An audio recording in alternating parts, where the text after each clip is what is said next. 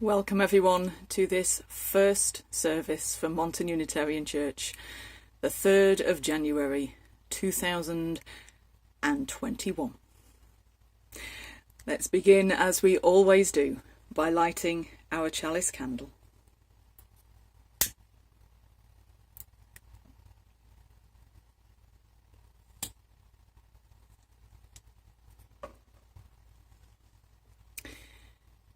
A new year, a new hope, a new dawn.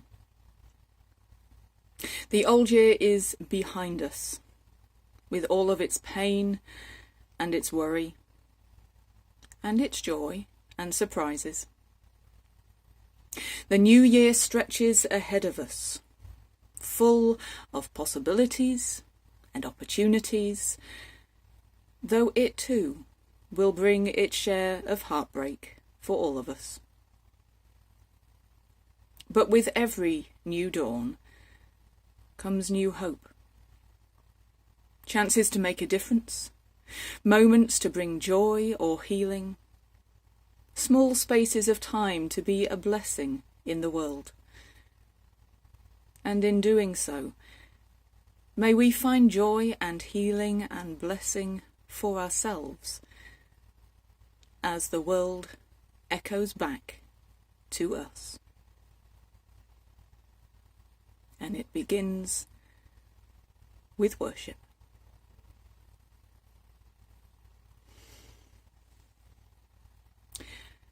I didn't hear many bells on New Year's Eve, nor indeed many fireworks where we are.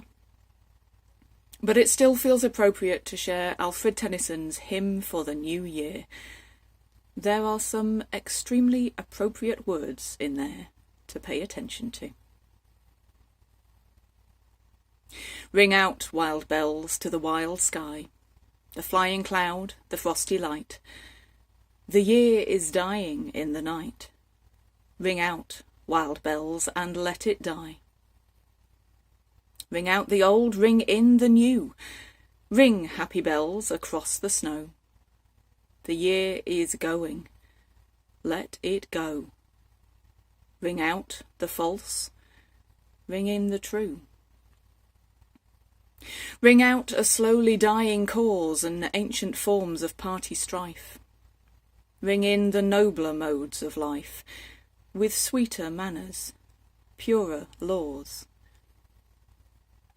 Ring out false pride in place and blood, the civic slander and the spite. Ring in the love of truth and right. Ring in the common love of good. Ring out old shapes of foul disease. Ring out the narrowing lust of gold.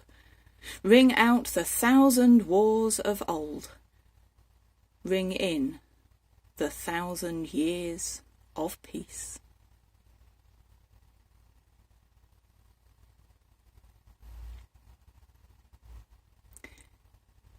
So let us join together in a time of prayer.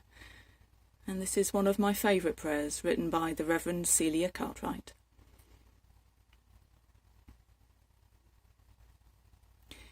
Spirit of sacredness, be with us now. Let us reach out to gather your strength about us and within us. In the humdrum and the hurly-burly of our lives, we need strength for our journey. Strength to hold us when we falter. Strength to share with those who walk alongside us. Strength to keep going when the road is long and difficult. Spirit of sacredness, be with us now.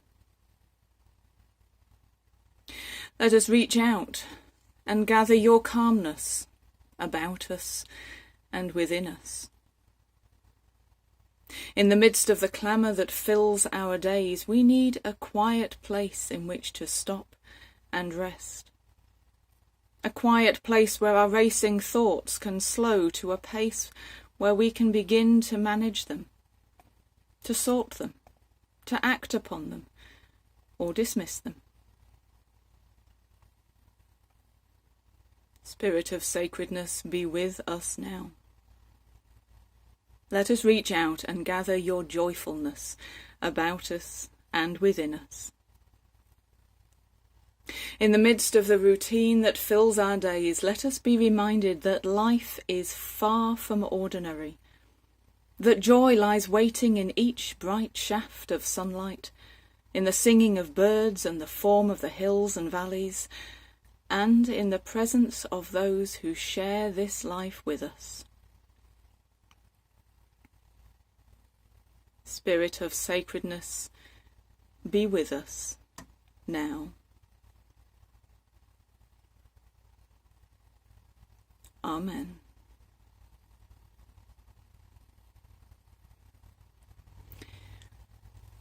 My first reading this morning is by Robert R. Walsh. It's entitled, It Matters.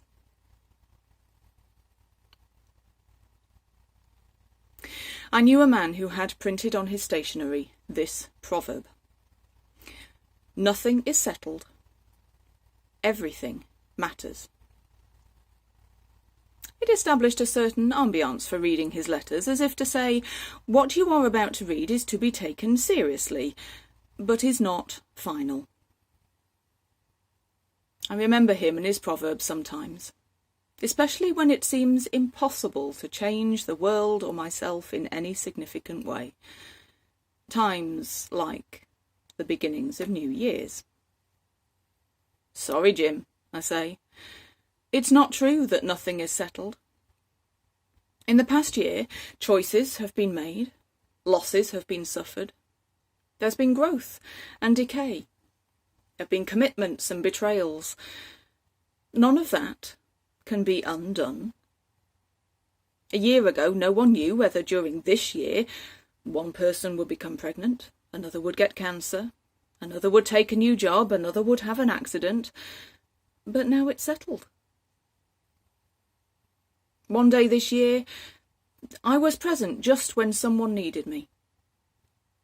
Another day I was busy doing something else when I was needed. One day I said something to a friend that injured our relationship. Another day I said something that enabled a person to see life in a whole new way. The best and the worst of those days is now written. All my tears, of joy or sorrow, cannot erase it. If I stay with my meditation long enough, the reply comes. Robbie, says Jim, you have misunderstood the proverb. It is true, you cannot escape the consequence of your actions or the chances of the world. But what is not settled is how the story turns out. What is not settled is what the meaning of your life will be. The meaning of a life is not contained within one act, or one day, or 1 year. As long as you are alive, the story of your life is still being told, and the meaning is still open. As long as there is life in the world, the story of the world is still being told. What is done, but nothing is settled. And if nothing is settled, then everything matters. Every choice, every act in the new year matters. Every word, every deed is making the meaning of your life and telling the story of the world. Everything matters in the year coming, and more importantly, everything matters today.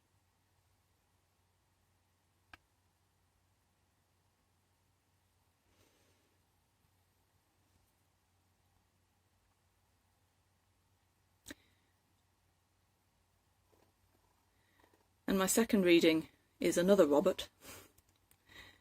This is Robert T. Weston. I will lift up my voice. I will lift up my voice and sing. Whatever may befall me, I will still follow the light which kindles song. I will listen to the music arising out of grief and joy alike. I will not deny my voice to the song. For in the depth of winter, song, like a bud peeping through the dry crust of earth, brings back memory and creates anew the hope and anticipation of spring. Out of a world that seems barren of hope, song decries beauty in the shapes of leafless trees, lifts our eyes to distant mountain peaks, which, even if we see them not, remind us that they are there, waiting, and still calling to us to come up higher. Out of the destruction of dear hopes, out of the agony of heartbreak, song rises once more, to whisper to us that even this is but the stage setting for a new beginning, and that we shall yet take the pieces of our hearts and put them together in a pattern of deeper, truer lights and shades. I will lift up my voice in song. For in singing I myself am renewed, and the darkness of night is touched by the promise of a new dawn.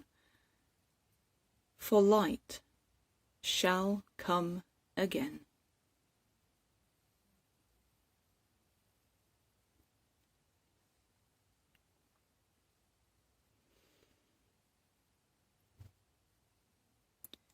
So let's join together again in a time of prayer.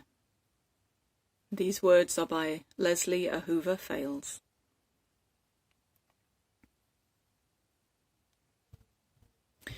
All that we have been separately, and all that we will become together, is stretched out before and behind us, like stars scattered across a canvas of sky.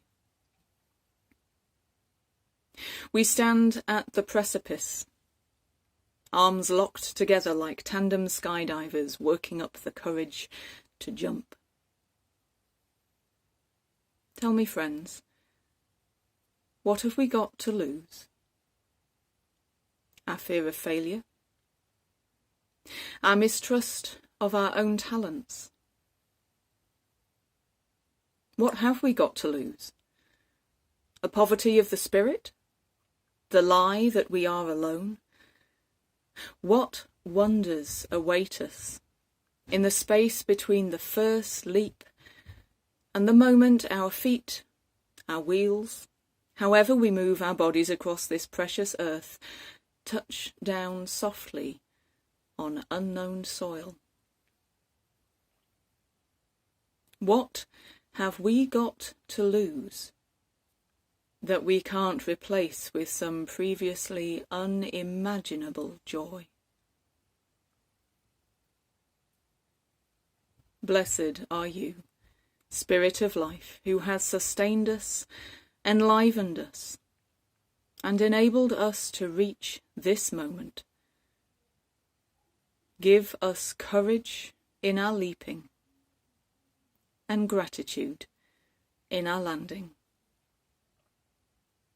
and share with us in the joy of a long and fruitful ministry together. Amen.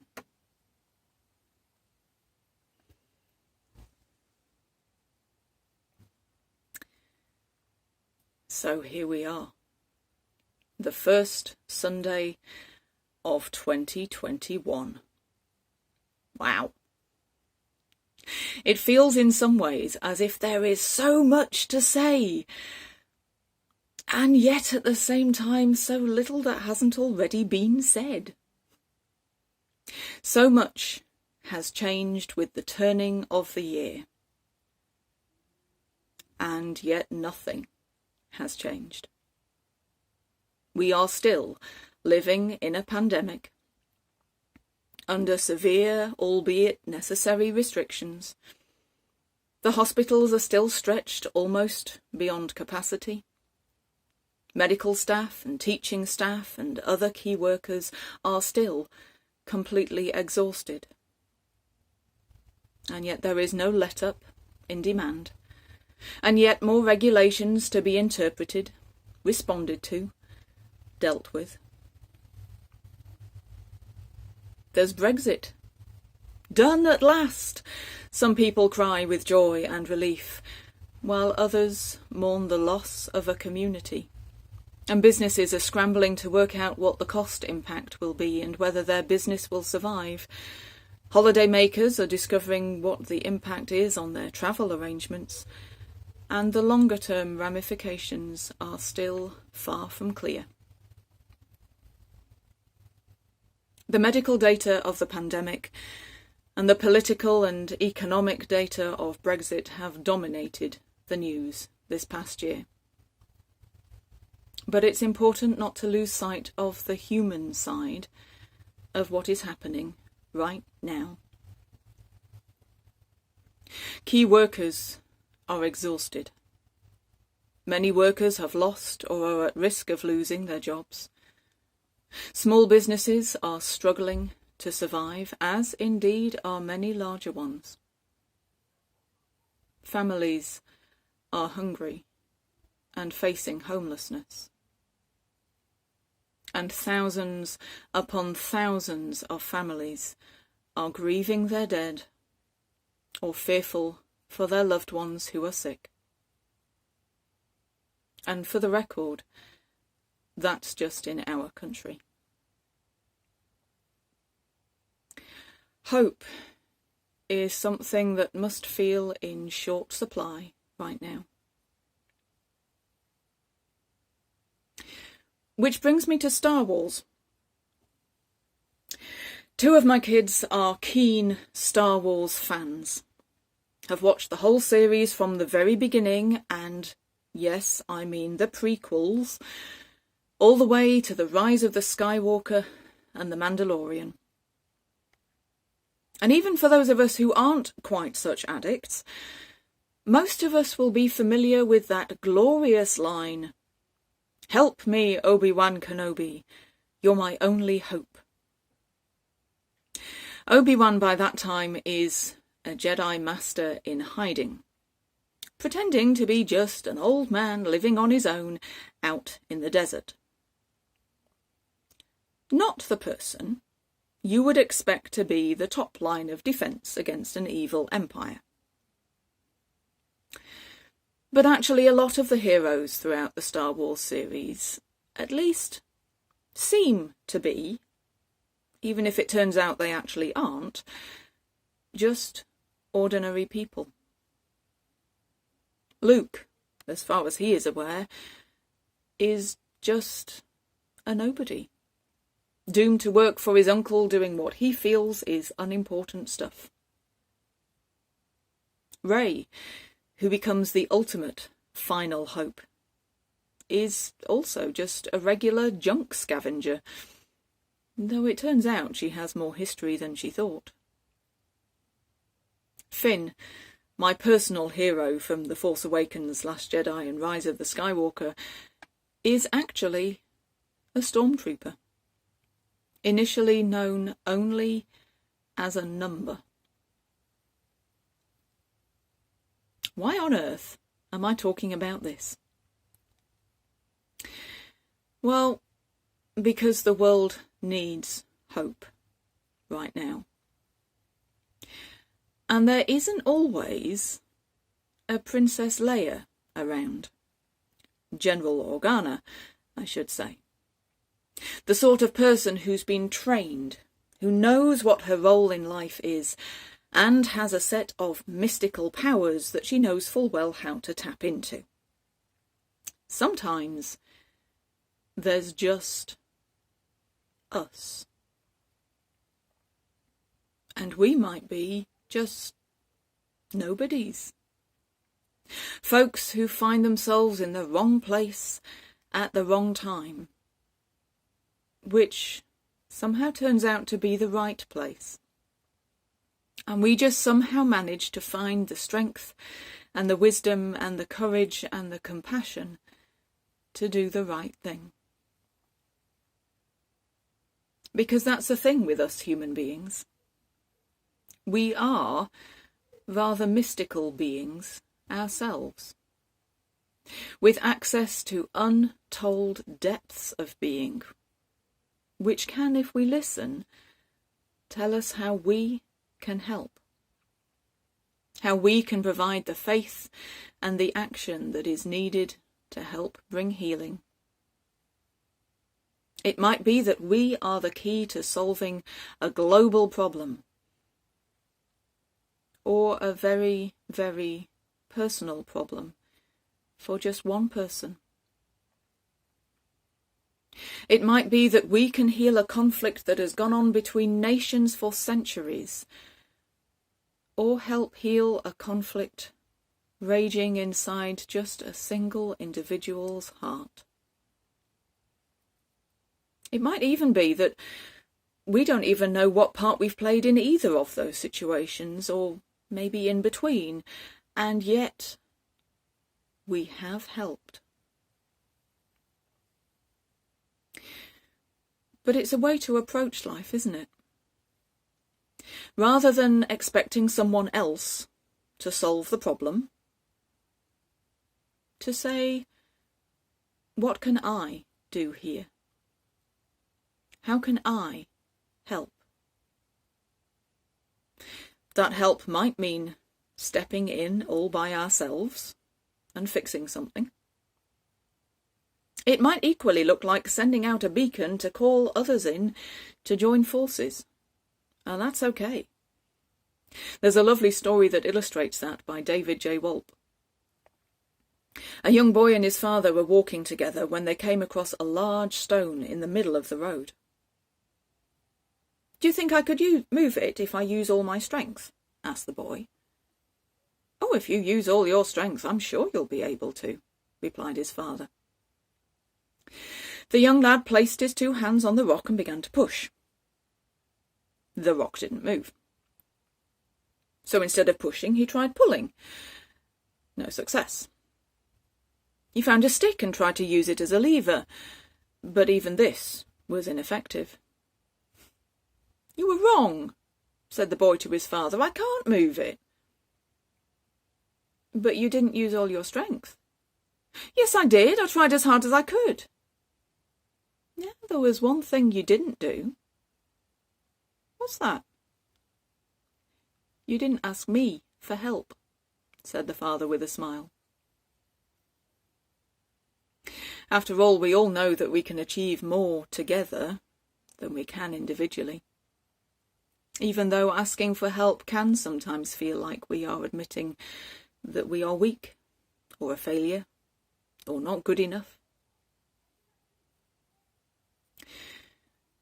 The little person, the insignificant person, can be the one that makes the difference.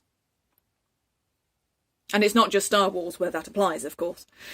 Bilbo and Frodo Baggins in The Hobbit and Lord of the Rings were just the little people, literally and metaphorically. But they were the only hope in the end. If you want to go biblical, Jesus was just an illegitimate carpenter, but found within himself a message that has brought hope to millions through the centuries. Prophet Muhammad was just an orphan, raised first by his grandfather and then his uncle. It still comes down to us. Being aware and being ready to believe and to act. Ready to make a difference. We are the ones that can provide the hope that this world and each individual person needs. We are the ones that can start the ball rolling.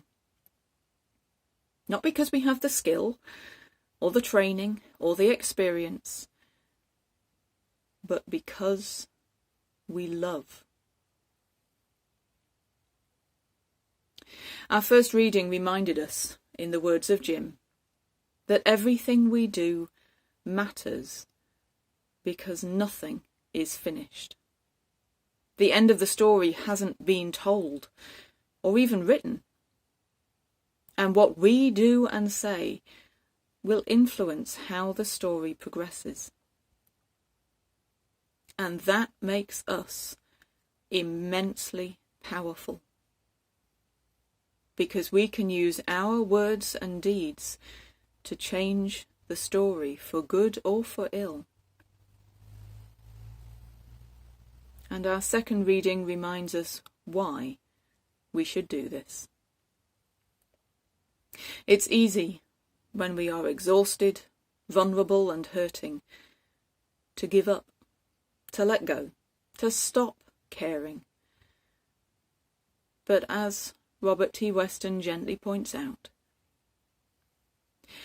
of the destruction of dear hopes, out of the agony of heartbreak, song rises once more to whisper to us that even this is but the stage setting for a new beginning, and that we shall yet take the pieces of our hearts and put them together in a pattern of deeper, truer lights and shades.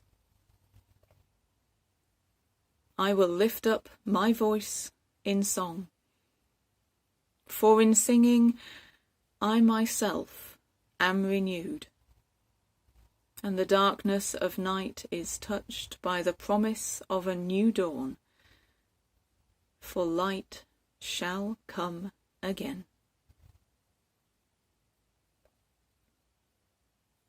At this dark time of year, may we find the courage, the strength, the compassion, the creativity to begin singing once again, to step forward, to be this world's new hope, and bring hope and healing and light.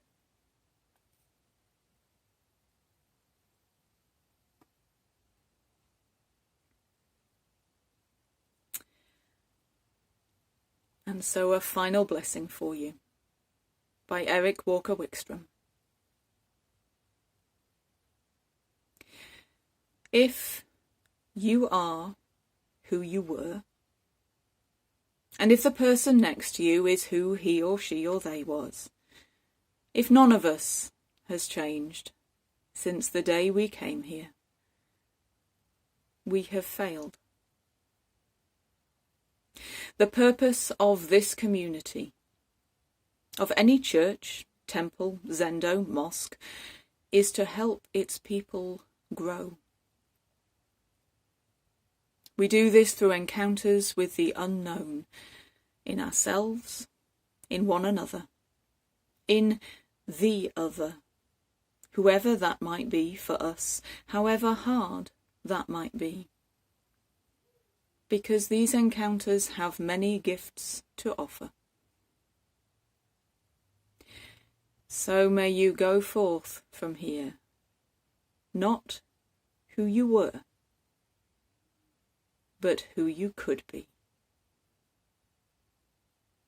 So may we all. Amen.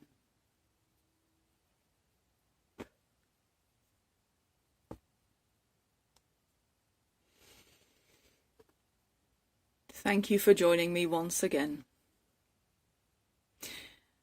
And may this year bring you all hope and peace and light and healing. And I'll see you next week. Same time, same place. Until then, stay safe, stay strong, and know that you are loved.